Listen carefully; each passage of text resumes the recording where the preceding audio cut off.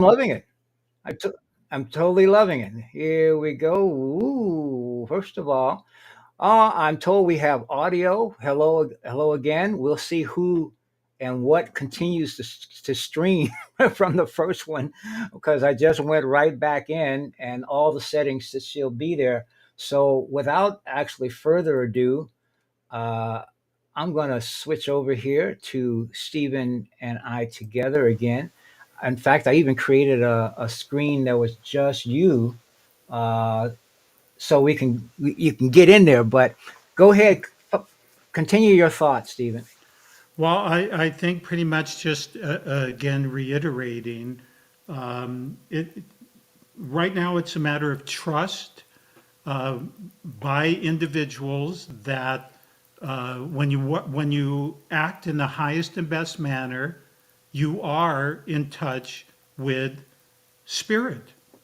And the information that I always receive from the spiritual world and spirits that have proved to me 100% that there is a spiritual world, there is reincarnation. This is a schoolroom where we're here to learn lessons. All the ones that I am in touch with constantly reiterate love, love, love, love. This aspect of fear is created by, how do we say it? Individuals that would like to keep people on a very narrow focus, and the veil is as thin as it's ever been in the history of this planet. We have access to unlimited information through spiritual sources. It's a matter of us trusting them. That is so true. And see, here's the thing too, because we have been thinking of ourselves as the physical, because also I won't say that perception uh, is normal, is customary. I don't even sense, as we were talking about the beginning of the church in 325 AD, it wasn't simply the historical aspects of it.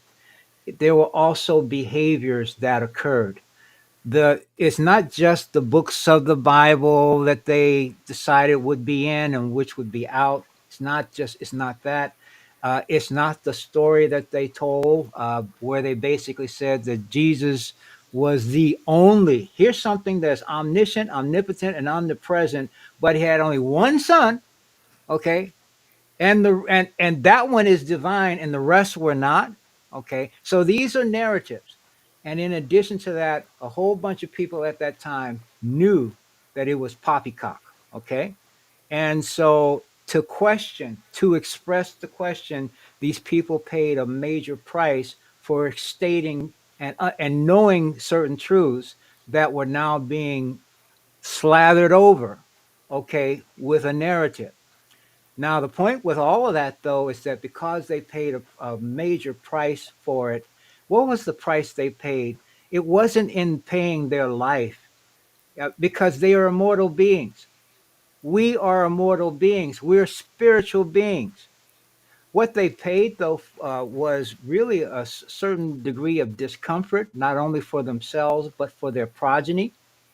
And so there was this wave of thinking that went through, what you might say, from the emperor himself, because he didn't have any regard for them. They were all his subjects, right? So, but he had no compunction of having his cronies do his bidding. And that basically meant to change the perception, to have people start to deny what they knew was true. And so, as generations and generations of people continued that process, now you got people who are looking at things that are untenable, and they're actually either I'm going to say it's not ambiguous, but neutral to it. They're or they hold in. They don't. They look upon the force. Remember David Hawkins' book Power versus Force, and they see the force because that's all overt, and they realized it could be pointed at them. That attention could be sent in their direction. When you have generations of people living in this repressiveness of thinking, because you also had what? You had crusades that came after that. You had inquisitions that came after that. These are all parts of the same wave of reaction in order to suppress or to get people to self suppress. This is what's been happening. We have been defining ourselves as physical beings, although we've been spiritual beings all along. We are conscience, we are consciousness, we are sentient. All of those words are a part of the continuum of life that we are expressions of. And can you imagine the changing of one word? If the translation is I am is the way versus I am the way.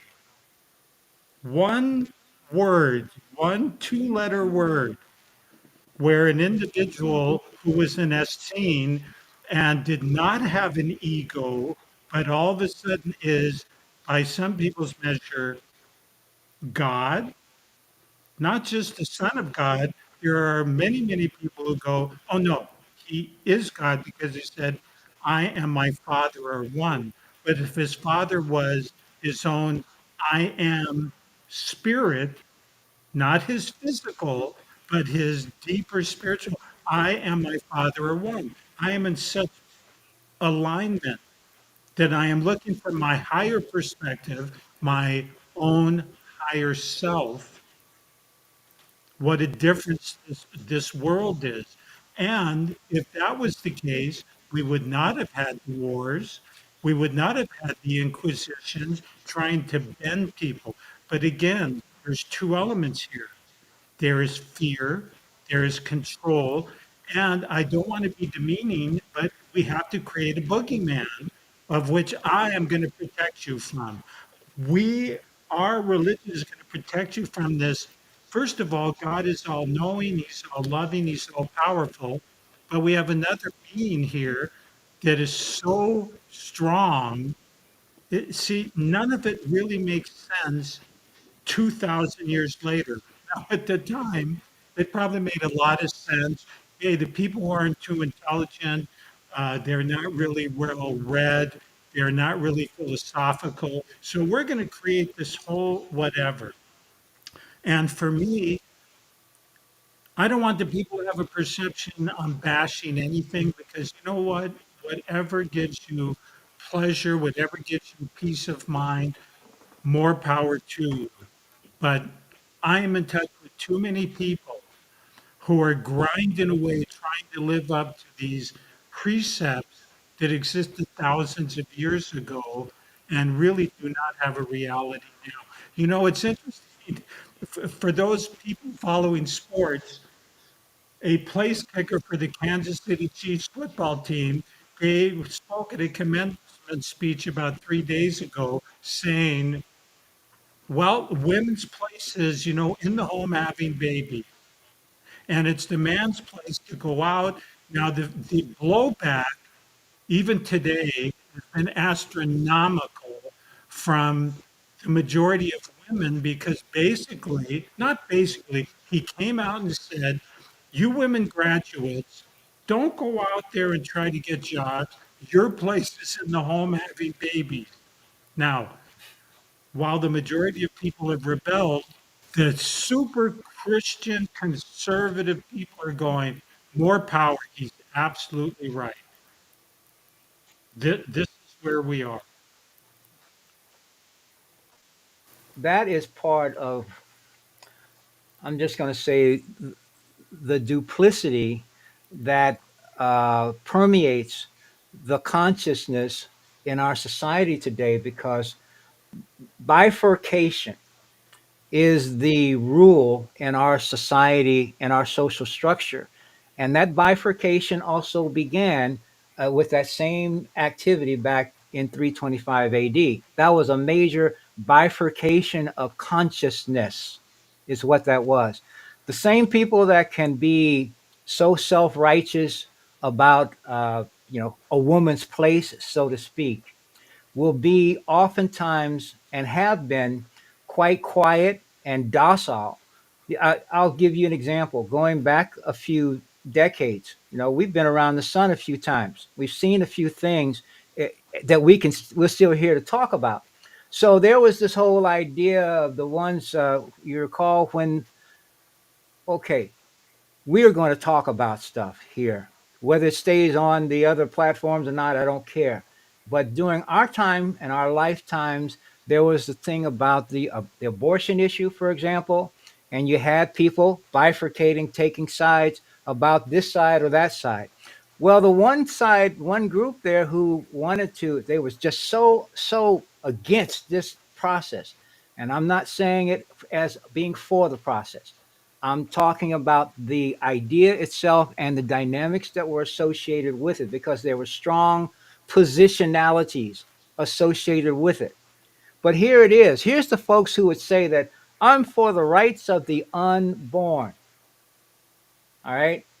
And so, okay, that's what they are. And some were willing to go to great extremes to impress that idea. Okay. But then once the being has emerged, once the being has associated with a form, these same crusaders had no issue with that little being being assaulted with needles, injected with chemicals, and put on a slippery slope to all kinds of things called diseases down the road that we would not even associate with that process of injections. Okay, that's step one. You go a further little down the road with their same lives, and now they're ready to be sent out to kill and maim others in war, to call it as far as being defenders, but they're really being offenders. You see, this is the duplicity where we sit back and close our hearts to egregious acts which are totally stupid. They're not even unintelligent. We call ourselves an intelligent species, but we do such dumb things that were a part of this psychological and spiritual bifurcation. The perception that we are mortal beings when we are actually immortal. You can't kill a person. So the Bible says, as a command, don't kill, don't kill, don't kill. And the thing is, we think the supreme being is saying this. I'm not saying the supreme being isn't, but I am saying it's stupid to try to kill someone when you're only attacking a part of yourself. You But, the, can't but, the, die. but see, these are concepts philosophically, spiritually, that Yes. some people just cannot handle because if we follow the premise, Adam, that this is a schoolroom, and in the schoolroom, you have, I'm not going to use grades, but let's say different states of awareness here. But you have grades 1 through 6 in school, and a sixth grader could look down at a second or first grader and go, all he does, she does is pull the pigtails of the girl in front. They're not smart. There is so many dynamics on this earth plane that some people just don't get it. I like your premise, what you were saying. I'm so concerned about the unborn child, but what about these poor children coming from other countries? We don't care about them. What about the poverty kids in our own United States? We don't care about them either, even though they're extremely poor, they don't have clothes. The dynamics here is why there is 45,000 worldwide Christian sects. We're just going to go to the point that we want to believe, and then we're not going to go any further. You know, it's amazing. I do recall there is a verse that says, it is easier for a rope or a camel to go through an eye of a pin than a rich man to enter heaven. I wonder how many of these mega church guys are multimillionaires. And how many of these individuals who will talk on a Sunday do the complete opposite the rest of the week? This is what we call hypocrites. Now, in ancient times, I had mentioned earlier, people walked their talk and philosophy. We are now in a society of babble.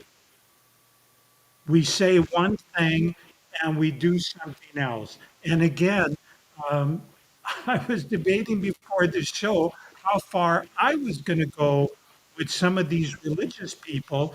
But you know what? I don't really care either, because the bigger the cross exposed on the chest during a TV episode, the less I trust those people.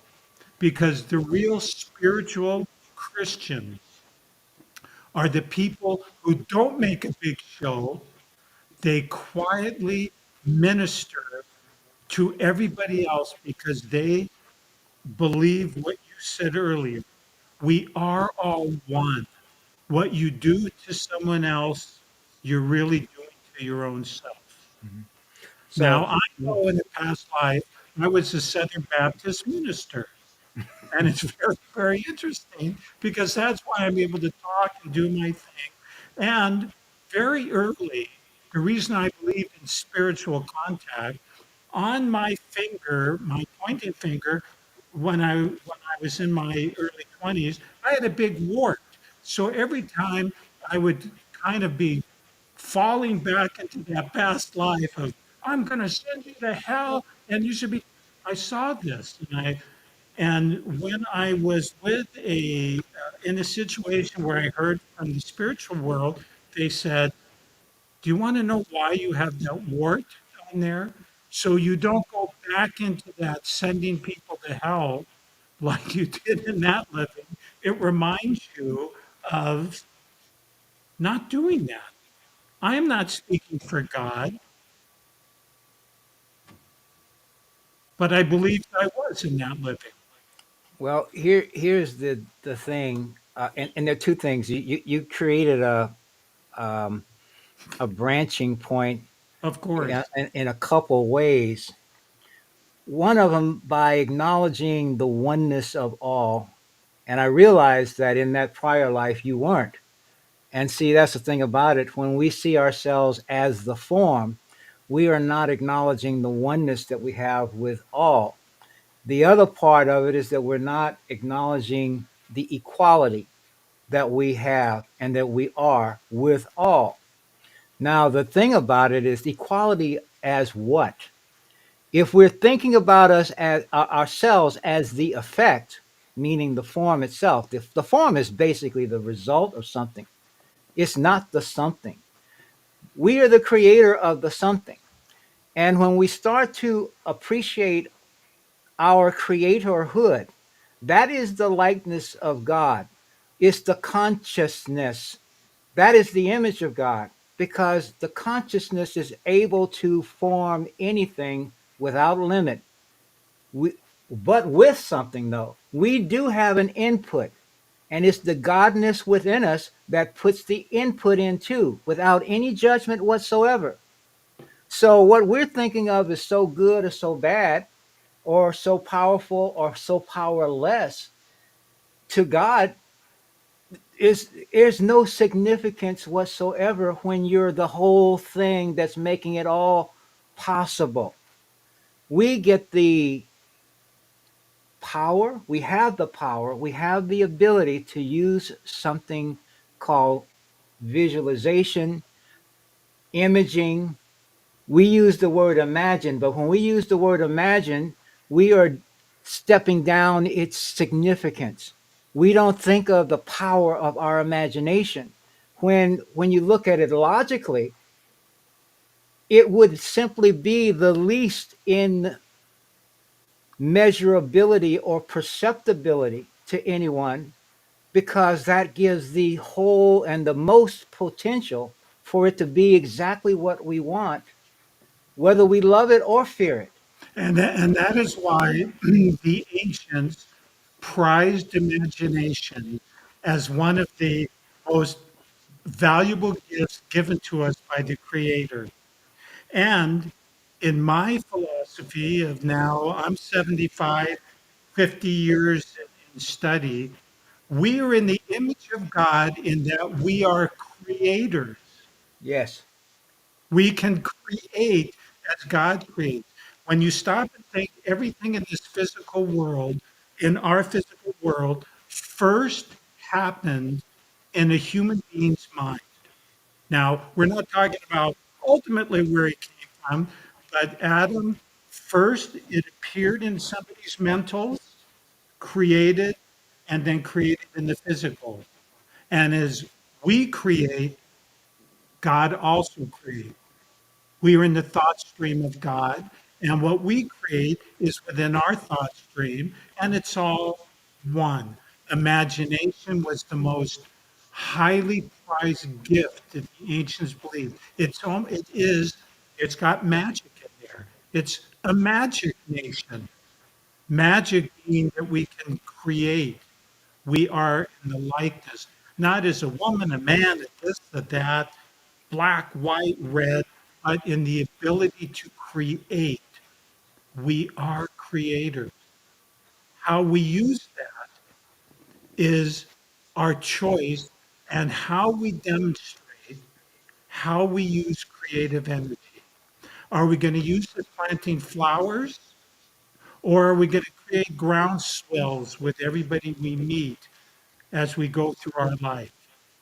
That is the free will choice in this reality. But imagination, it's interesting. You and I haven't connected for, oh, I don't know how many years, but we were truly dovetailing because when you mentioned and brought up the imagination, that is exactly what I resonate to, as the ancients did. Absolutely. Where are you? Hold on. What did I do? Hold on. There, I Okay. see it both on the Oh, screen. good, good, good. I had a some kind of a little lapse there that I didn't see you there, but Oh, you know what? It's the reflection coming off my bald head. ah What? yeah. All right. Uh, so that is there are two things associated with this. We are made in the likeness of the creator because we are expressions of the creator. We act as though there's separation. We also act as though, so the things that you just said, in the sense that creating in the likeness of God and everything else, that is always happening 100% in the fullness of whatever is happening. Now, what's really, really cool and to me profound is to realize that with 8 billion or so beings who have physical associations, incarnations, embodiments presently. So there are 8 billion who presently have physical embodiments who are, you could say, here, so to speak. That presumes, though, that there are others who are not here. So, first of all, talking about being spiritual beings having a physical experience, it basically means when you start to switch and realize and step into your spiritualness as a creator, as a conscience, as a sentient being, you are here with or without the body. Okay, first of all. And you are here, this gets into, you familiar with the term earthbound spirits? Yes. See, we also think about people being earthbound spirits, ghosts, and whatever else, and we associate that with, oh, if you don't have a body, if you're quote unquote what, dead, okay, no such thing as a dead person. You have a body or you don't. But if you are in the image of God, if you are a conscience, consciousness, if you are sentient, you are a living being. Now, what differentiates, what distinguishes each is not whether you are living or not, is what are you thinking? What thoughts are you giving your energy to? You talked about fear and love. This is where I created this map of consciousness, which put all these words down that we have feelings now. David Hawkins did this in his map of consciousness. And I talked to him about it some years ago too, before he passed, because I loved the tool. However, a year or so ago, I started seeing those words in a whole different orientation, which I created. That became the map of consciousness, because we needed to start emphasizing. This is one thing when someone is telling his story, then you start, we start trying to align ourselves with his story. Okay. Whether it's true or not, okay, it's his story. And so the point basically is when we start putting all these words down and we start aligning ourselves with what they mean, they have a certain charge to them. They have a certain energy to them. In the Bible, John 1 1, in the beginning was the Word. The Word was with God, and the Word was God. And I would dare say that it still is. Those dynamics still apply whether you're religious or not. It doesn't matter. This is a truth that if you start to look at anything that influenced, has ever influenced us, it has come from words being communicated either through books, and the other way that they are communicated to us is from inside in thoughts and feelings. But you know, Adam, and I'm so sorry. I don't mean to interrupt your chain of thought, No, go. but you brought up a very interesting concept, and that is everything in our existence moves forward, is alive, it expands, it grows, it may wither, it may die, it may change forms. It is constant expansion, and yet 2 billion people are following a book that doesn't grow. It cannot grow. It can't do it on its own. It's stagnant. People, yes, there And and you're right. And it's the people with the understanding of growth and reality and awareness that would make the words and the concepts living, alive, and expanding. But you've got an entire group that has wedged it in a box and it doesn't change. That was my that thought as you were talking. that's the definition of being earthbound. When Yes. when you when you go external, I mean, with all due respect to not just the Bible, but all great books. There's some people who say it's the Bible or no way, the Bible way or no way, so to speak. This is the only one I ever look at. This is the only one. Excuse me, how narrow, okay, and how closed off it makes the person that thinks that way. But again, when you look at the beginning of the process and the change, there was a certain level of stress and a certain level of, this is like PTSD on a religious context, okay, because those books, once they're set to print, they can't they can't change themselves. And in addition to that, it's not for them to do it. It's they are there for each of us at whatever point in time and space to vet it. It's not that you take it and you just live by this. You vet it. You vet it by living it. Now, here's one other thing. I associate this more with Buddhism in the sense where they talk about suffering. There was a whole bunch of discourse about suffering and how to end it and stuff like that. And so let's put this on a plate some here, talk about suffering. And then there's one other thing. It has to do again with words. Words are really, really powerful. There was an era not too long ago where the operative word was terrorism. And everything, people were looking for terrorists under every rock and this, that, and the other. And in a way of speaking, people have become presumed to be closet terrorists. They've just taken great liberties with that word. Okay. So, but I sometimes do some arithmetic on words. Okay. So if you take the word terror or terrorism or any of the things associated with it, and you subtract the T, what do you have? You've got error. You've got errorism. And what we're doing basically is a whole cascade of errors. That whole, I could say that the things that happened in the beginning of the church, and I'm not saying this is all start at the beginning. We're just taking that point for conversation's sake, okay? But ultimately, those actions that can be traced from that time, from the people who are influenced and influences of that time. Constantine was a hell of an influence, so to speak. And if you diverted, if you went against whatever he had no issues with acting where he thought his power and his position entitled him to go.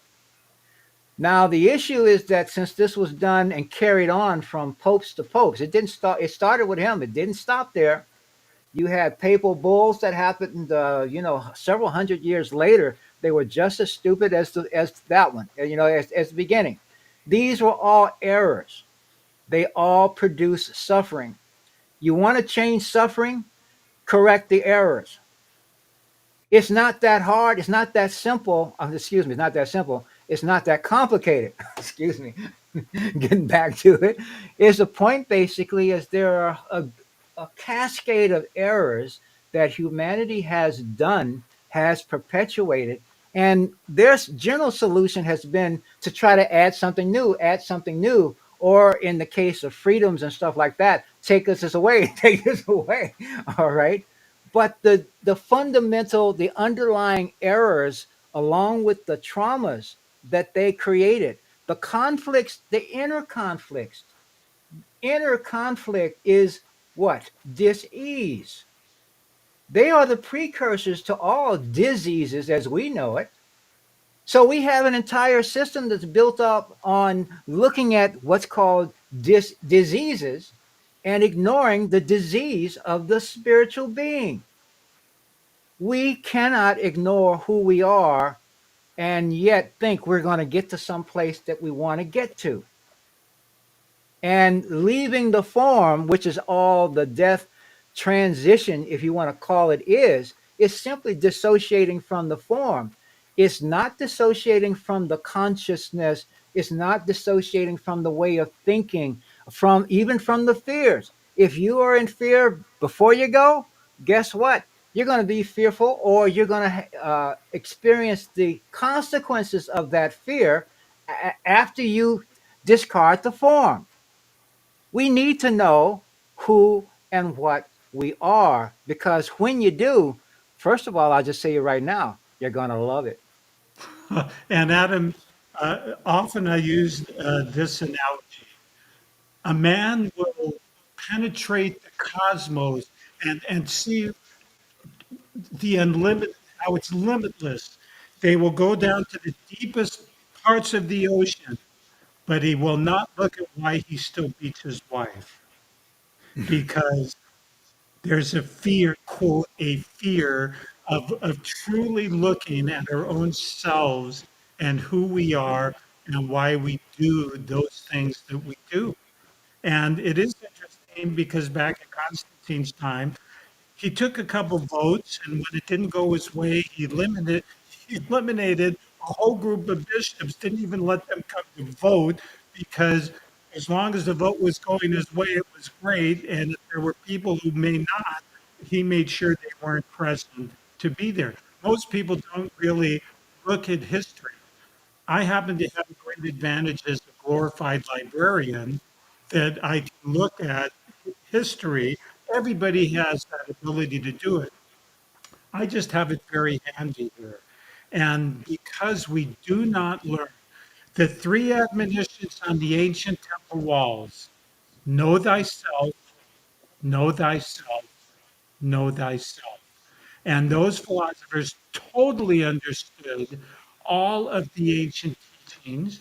And you can even go back to people like Pythagoras, who developed the right triangle, the cornerstone of all architecture. And he knew all of his past lives. He completed the octave.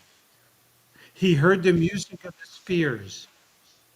So science uses this right triangle in architecture and mathematics.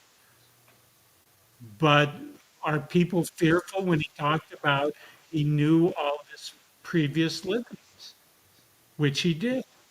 So there's a continuum of existence for all of us in the schoolroom.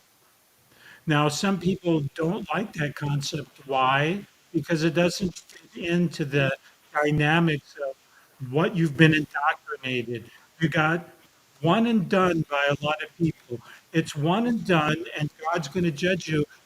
And the reason I eventually had to get into reincarnation was very easy. How can somebody judge a person who's born with no arms or legs, or somebody born who bathes in the Ganges, with somebody who's got a high profile male living, or a woman who's abused? They're all going to be judged in one and done living. So for me personally, that just didn't fit into the dynamics of what I believe, quote, a just deity would be. I never want people to believe that I don't conceive of an ultimate energy, which would, quote, be God, the creator, divinity, because I don't believe in the Big Bang Theory. As soon as somebody says, oh no, it's just all, I go, excuse me, where did the elements come to create the Big Bang? So don't tell me it just started and was there. Or on the other side, God, when you really read the religious documents, the deity has never changed. Man's conception of the deity changes, and that's where the new books come. I, I'm afraid of God. I'm a God fearing man or woman. Fear? Hmm. Why? We don't do that to our own children, but quote, the ultimate deity in God wants you to be fearful and scared, and yet love's supposed to be somewhere. So all the things you and I have been talking about, is there a disconnect in the conceptions here, the verbiage that's used, and the actions of people, quote, who are supposed to know better? I'm going to say that a lot of what is wrong with our current time has to do with the purveyors of the word. They do not call out to people in their congregation who are doing the complete antithesis of what they're teaching. And the reason is their egos to think, I have so and so in my congregation, but they don't call them out. And yet, that is supposed to be what their quote job is as the one who is preaching. So again, there's disconnects. And Well, as long that's as that happens, mhm. we have dis-ease because somebody in the congregation goes, why is it harder for a rope to go through the eye of a needle or a camel, but my leader has multiple jets, lives in a multi-million dollar home, and is very wealthy? Disconnect, dis-ease. Well, here's the thing. If you don't have a thing, if you don't have a home, if you don't have the means to, if you haven't created the means to have sufficiency yourself, that is no guarantor of getting through the eye of the head of the needle either. This is the point. People start, that's that bifurcation type situation. And the we don't, and if we don't see ourselves as part of the solution, we will never have the solution ourselves. When I talk about the 8 billion with form who are connected to this planet, if our concept of life is strictly in the or shows up as a pattern that looks like what we call a human body, and we choose and cannot conceive of life existing and expressing in some other way, then we are earthbound. You don't have to be without body to be earthbound.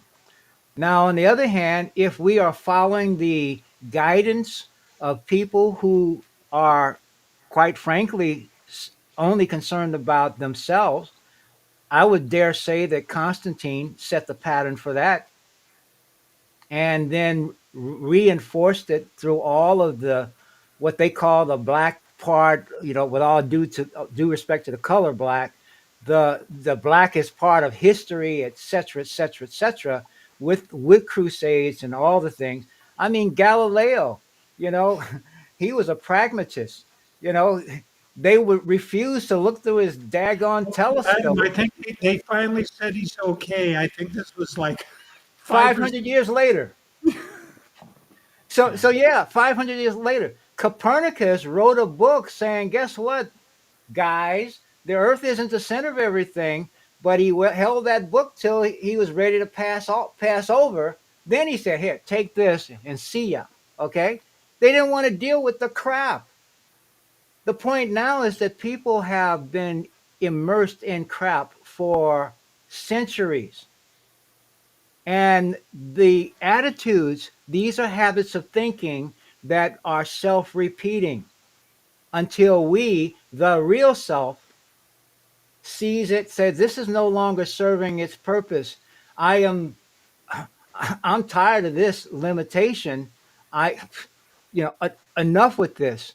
It's fear. You give it, We're back to our thing of fear again. well, it's you give it the word though. You give it the word of something else. You image something else that you desire, and you what they said about be still and know that I am God. You know that you started then. When I hear a lot of conversations by a lot of people, and they're talking about and they've got great hearts. We are people with great hearts, oftentimes guarded, if not closed. And you cannot do great things with a guarded or closed heart. And the heart, and I talk not, you're not talking about the physical thing. We're talking about that center within the non physical part that we are. This is where you talk about a connection to the fountainhead, to the infinite. This is the connection is there. The infinite knows it's there, but we don't have to know. That's part of free will.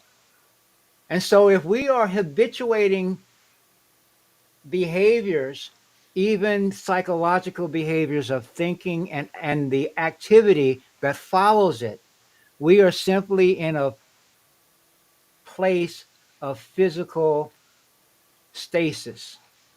We're in experiential stasis.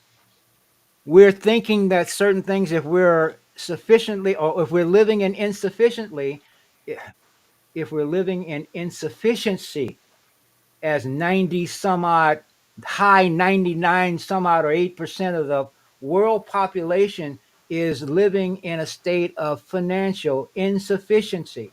Their habits of thinking and their habits of behavior. That means their habits of permission and the habits that they because you create a field around yourself of what you allow comes to you, as well as what um, you keep away from you.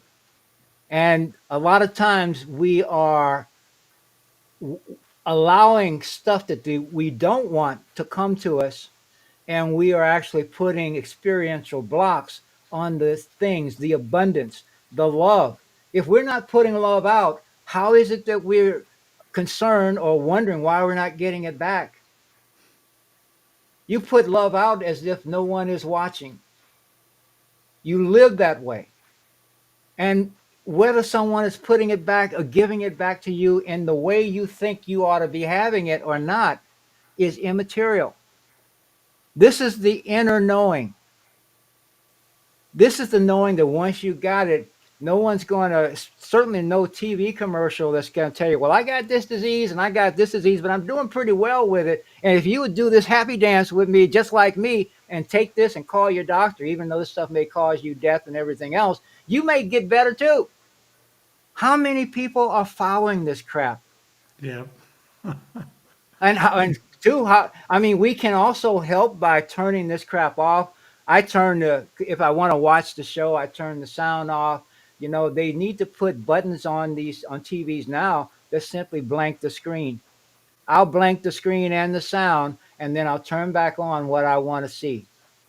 Well, and again, I resonate because with the philosophy I espoused earlier, with love, in love, and through love, Yes, I didn't add you how to receive love. I just said your activity, one's activity, is with love, in love, and through love. And you are very right. When there's an expectation that you've got to get something back, then you are already limiting the extent of the love vibration that you're putting out. Because when you're acting totally in love, it's a passion that you have, and it's not dependent on what the other person does. yes, absolutely. And see, when you tie in the fact that there's an interconnection, you start to realize that what I put out affects all of creation. Okay. I don't have to have their agreement or disagreement. They are still free to be closed to these ideas or not, but it's not my concern. That's the freedom. That is how we start letting go of these encumbrances that have been part of, because we're what? We're thinking about how others think. I have to tell you, in me doing these podcasts, for example, well, I haven't been doing them with any regularity. I'll tell you what, it is much more enjoyable for me, at least, to talk to someone, to a kindred. You, from the day we met, we were kindreds. We are kindreds, Right. and cool to meet them. But you know, it's even cool to talk to someone. They may disagree with you. Disagreement does not mean disrespect. If you respect yourself, I don't have to agree with anyone else. I have to live with every choice I make throughout my life. So if I follow the advice of someone else, you damn well bet I'm going to do my own due diligence to make certain that is meaningful, that is true, that is whatever it is. But ultimately, People do not trust themselves because they've been conditioned out of believing they know more than the doctor, they know more than the priest or rabbi or whoever they're following, they know more than the TV is putting out to them. I grew up seriously in a Leave It to Beaver family with a mother and father that were loving and beautiful and encouraging. And one day I asked my mom, because I never heard them argue, and we lived in a small enough house. Believe me, if they were doing stuff behind closed doors, my brother and I heard it. I asked my mom, how do you guys do this? And my mom said to me, your father and I don't always agree on everything, but we respect each other enough to listen and always love each other. I am a fortunate man to be born in a philosophy like that, but that is why I constantly share this with other people. I resonate with that. You mentioned the Leave It to Beaver household. I had something slightly snarky to say about that because Uh, I grew up in where it had to do with well, anyway, you society speaking, it was a broken home. I Yes. lived with my mother and my grandmother were my primary, uh, you know, uh, care people, or my parents, so to speak. But my father was a major influencer too, but he wasn't in the house. But the point basically is that even with that different description, as far as that's concerned, the essence of everything else you said still applied. I was one loved boy. I was protected by that love, my mother and my grandmother, and my father too. I won't say even my father as well, each in his own way. They gave me what was important, what was precious, what was also immeasurable, highly, Yes. highly valuable beyond measure. I also, interestingly, we talk about words.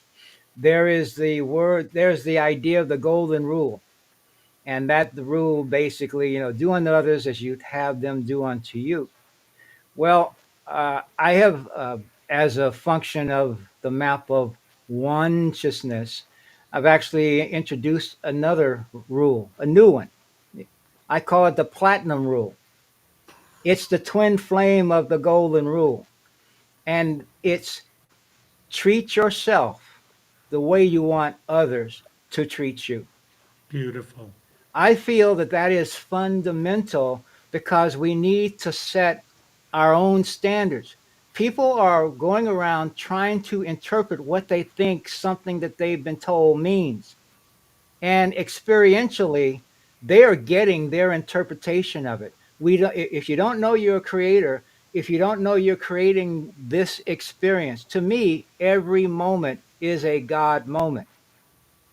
You may not like what's happening in the moment, but if it's happening to you because it's your creation. That is one of the most profound things about the idea of a connection to source, is that we know that, okay, no two snowflakes are the same. I mean, I don't say we know, people have come to that kind of conclusion. Right.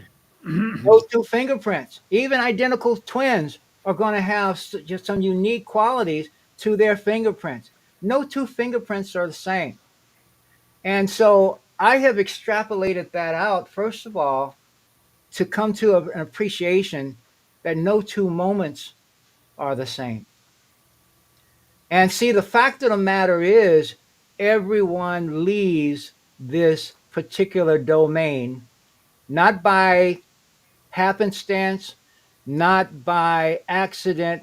The word luck, in truth, is a meaningless term.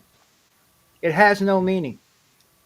And so everyone who walks this planet, and see, I say all life, because the moment I say everyone, people are thinking all humans. But no, all life that is one way, one form or fashion has been and spent what we call time on this planet eventually leaves it, because it's not the planet, it's the energetic domain that surrounds it. And this is where we're doing this thing called life and experience, for which the form, the living form that we think of as living, but the form itself is simply our representative while we are connected here. When our consciousness evolves to the point, first of all, that we are doing the things that you and I are talking about, we are loving ourselves, we are accepting ourselves, and we are now knowingly creating our life experiences in with our hearts. We're changing things the way we want them to do, as if we are gods, if you will. Because I'll tell you this, the trillions of cells and life forms and organisms that are inside here, I am God to them. And the environment that I create for them affects how well they behave in my behalf. Yes. And the same applies throughout all of the scale of life. This is something we typically just don't think about. We are so now, and here's the other part of the being earthbound. See, so on this side, on the physical side of experience, you got disease, you got debt, you got delusions, you got money, because oftentimes all these are artificial. All of these are oftentimes used for fearful purposes, and they are thought to be real. So you talk about false evidence appearing real. That's what they are, and they have a huge draw on consciousness. So here you got a little tiny bit of people who are actually doing a lot of manipulation here and there, and then you got a whole large group of people who think they are something called elite, who think that they are somehow privileged or special or this, that, or the other. But in order to do that, you also have to think that you're not.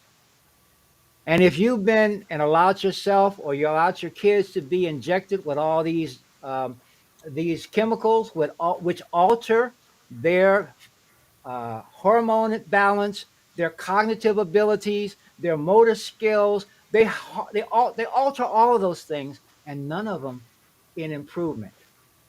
Okay, so we've been doing that. We've been listening to people who have set themselves up as representatives of God.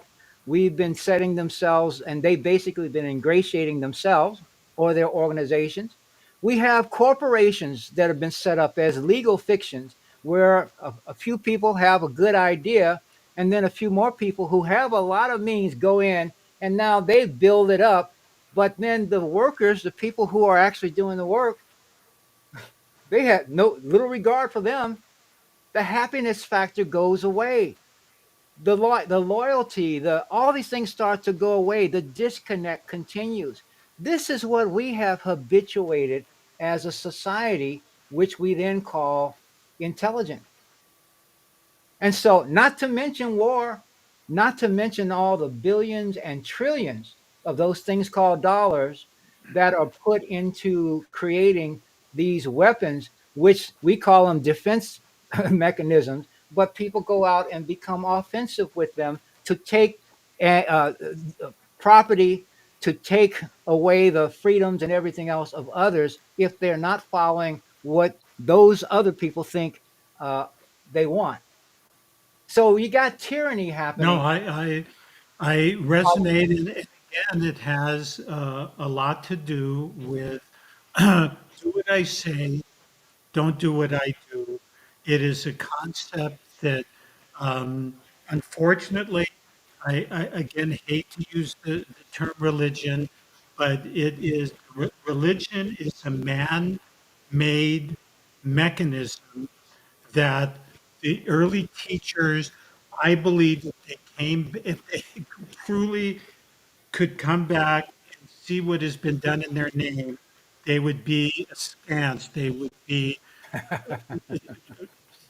shocked because what is taking place now has nothing to do with a lot of the founders, and that's just the way of this world. But again, um,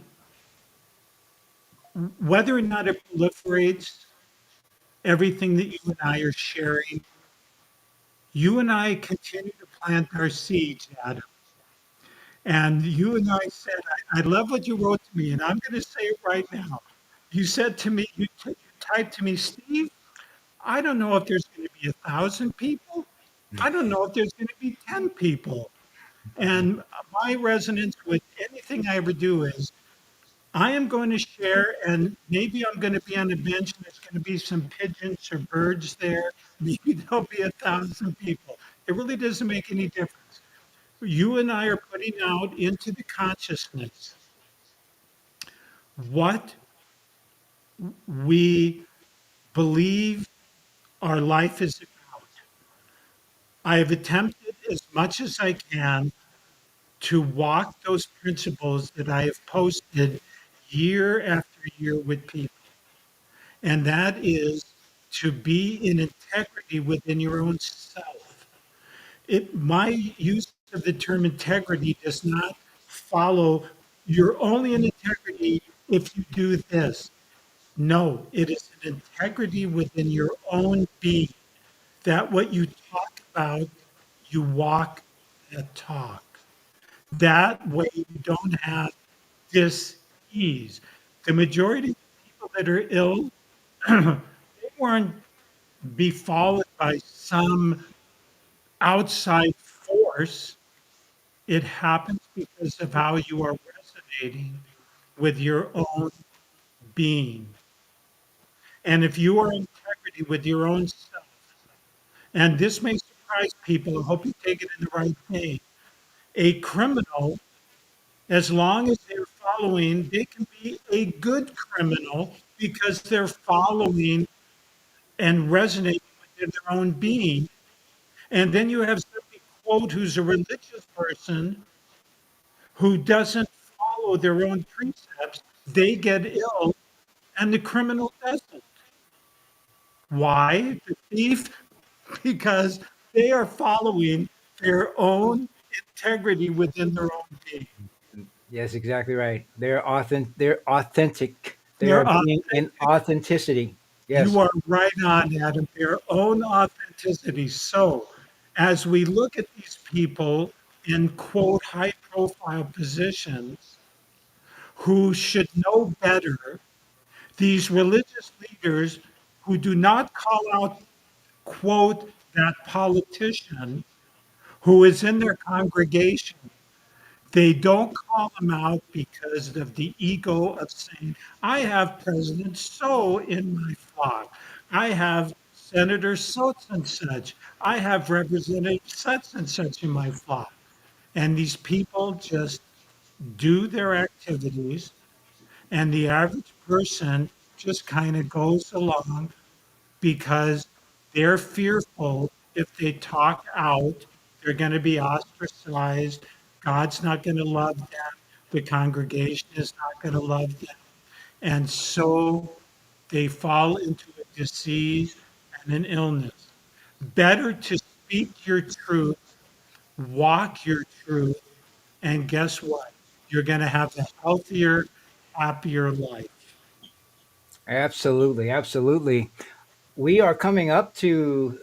We still got about 20 minutes in our time that we laid out for this, and I want to remind you um, we did a break at a little bit ago. Had some difficulties, but we are talking with Dr. Stephen A. Ross of lesscomplicated.net.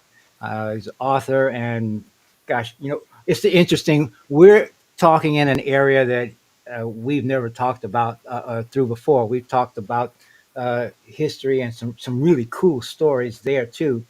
However, what I want to do uh, in expanding on this subject and as reason for future and continued conversations along these lines with Stephen and with others. We can invite others on to join us in this conversation. This is, you talk about a migration, you talk about a moving um, out of Egypt moment here, is that it is getting to this place of realizing there is life outside of the body, so to speak. There always has been. So that's the other thing. Life with a body is the recent occasion, so to speak. There has always been, there always will be life. I had a before I get to my other point, I had a dream once where uh, I encountered my mom. Now my mom had now this is even before she transitioned because my mom was a singer. And I didn't think about this before, but now that it's here, I'm going to just go through with it.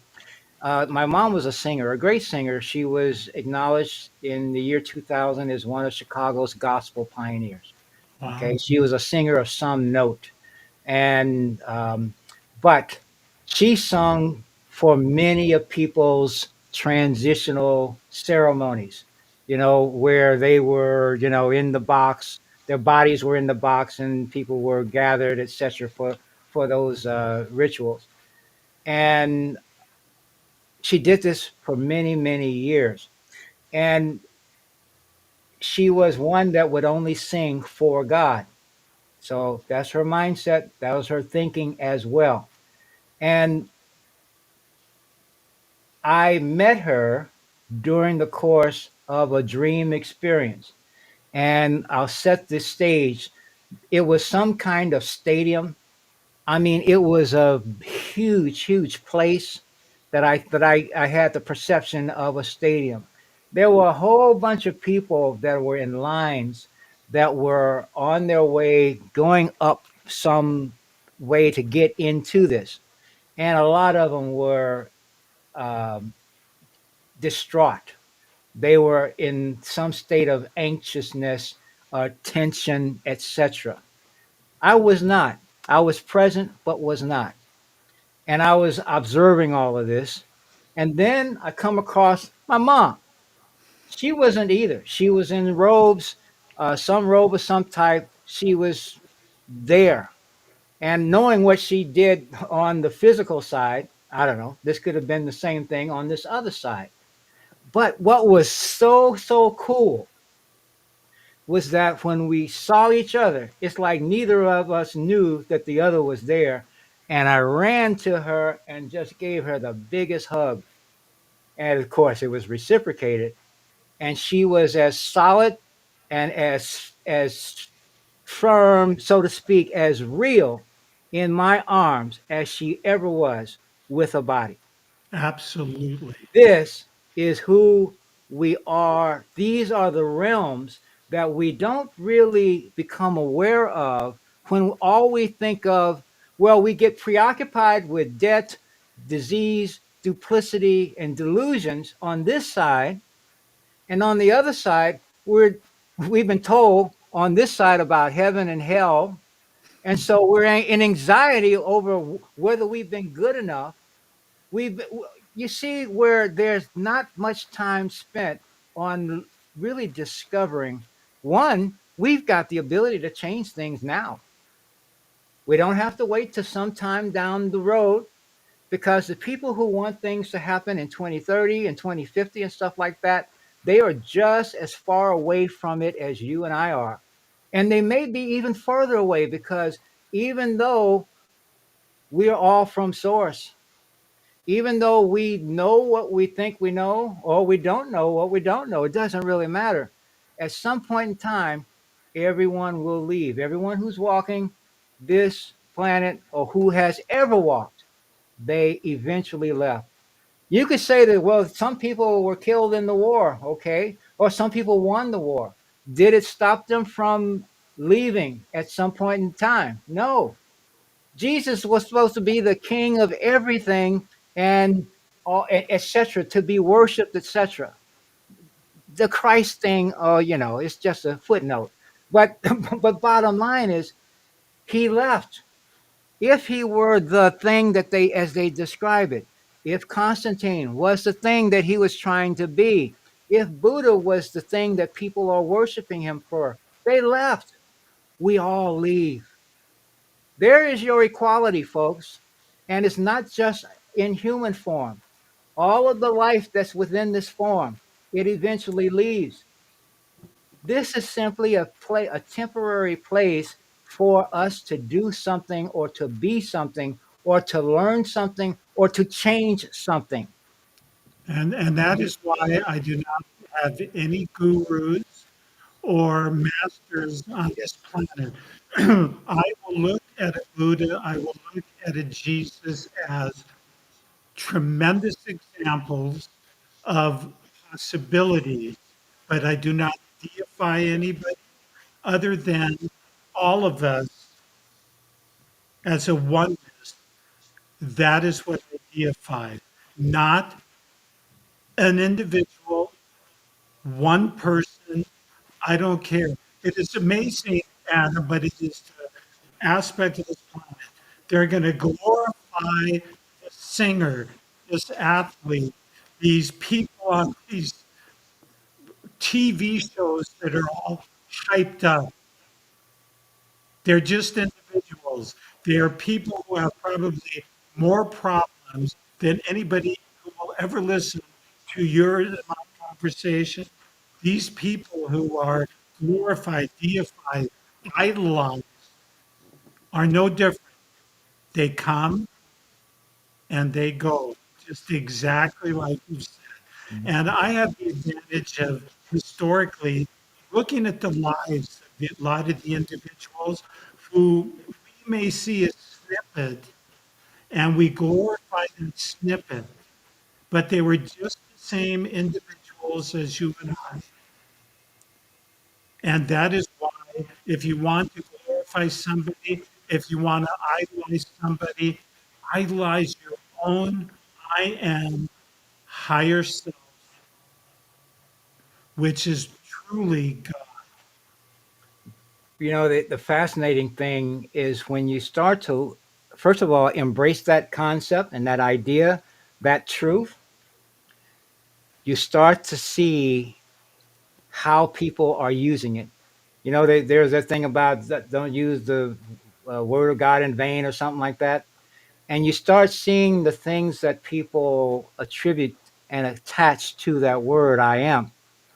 And I coined a term. I wrote an essay. I made it a little booklet, and it's called the power of wonderful dreams. And then I put as a subtitle a course in, okay, wait for it, electro experiential magnetism.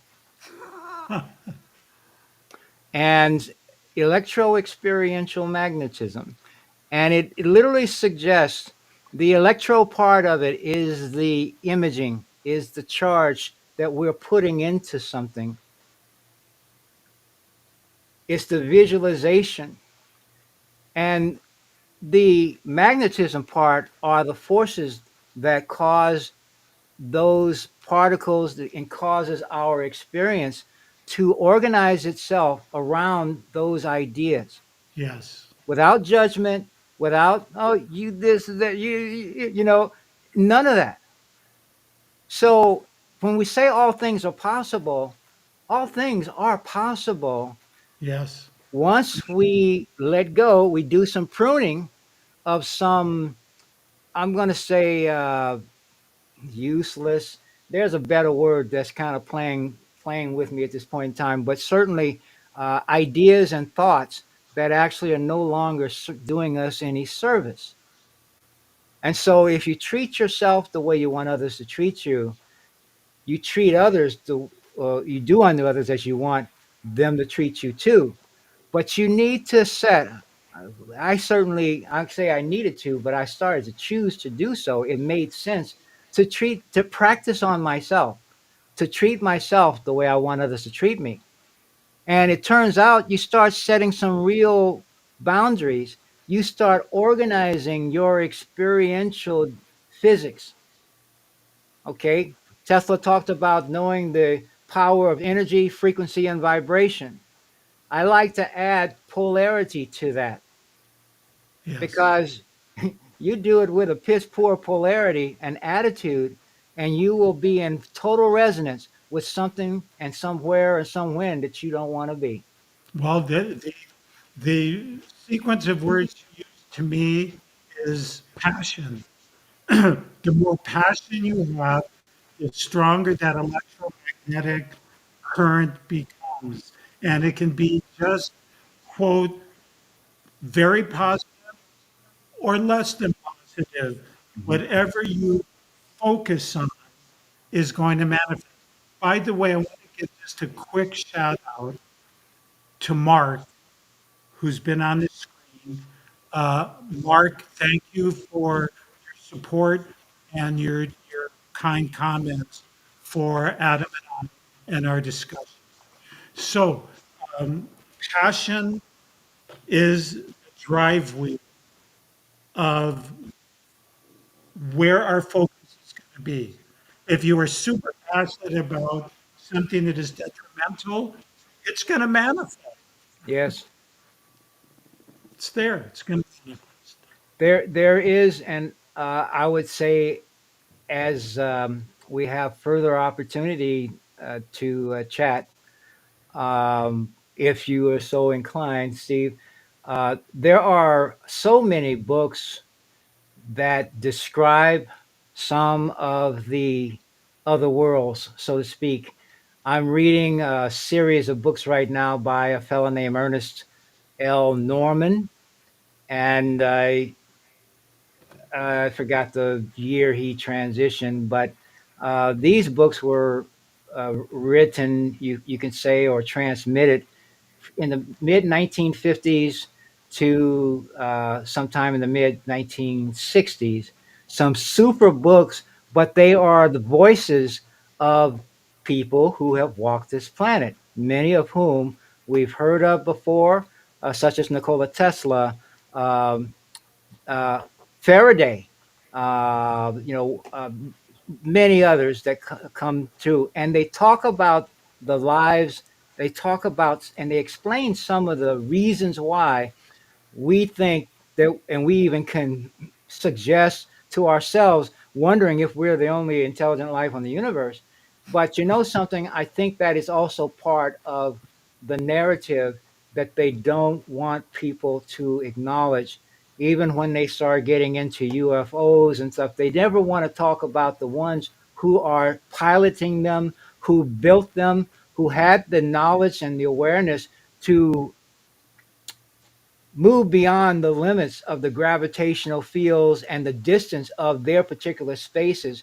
All of that ability is awaiting humanity to know, to KNOW, not Yes. to steal, not to reverse engineer, because they're trying to do certain things, have been trying to do certain things without really knowing how it's done. You know, Adam, let's do a future show. I have a math, science, physics background, and I would like you and I to share why you and I not only both believe, but know the spiritual world and how it has altered our life. And it was not because of the physical, but it was the influence and energy coming from other dimensions. Absolutely. I love it. It really kind of fascinating thing. James Yes? James Faraday's little discourse in Ernest Norman's book, he gave the example of a vortex. And in fact, they refer to source, God, etc. They refer to it synonymously as the fountainhead or the central vortex. But they also but he gave a little demonstration or visualization of a vortex of water rolling around in a pail to literally describe how the nucleus of an atom is formed. It's some super stuff, but ultimately these are awarenesses that are coming through words that are organized in a certain way. And what is the organizer of those words? It's consciousness. That's Yes. what you are. That's what I am. That's what we are, to whatever degree that we have taken our own limitations off. So You're right. I love your suggestion. We will make it so, number one. Okay. Sounds good, Adam. All Thank you for right. this opportunity. I learned a lot just with our sharing. Thank you so much, Steve. I will. I want to thank you now, and we will talk again soon. We'll schedule that and just make it happen. And then I will find this screen here. Oh gosh, I'm already on it, so that I can just close up and thank my viewers. Here we go. All right, Steve. Thanks so much. I will talk to you next Thank you. time. Appreciate Bye. it. Now, take care Bye now. now. Mhm. Here we go. Whoa, I like that. That was so cool.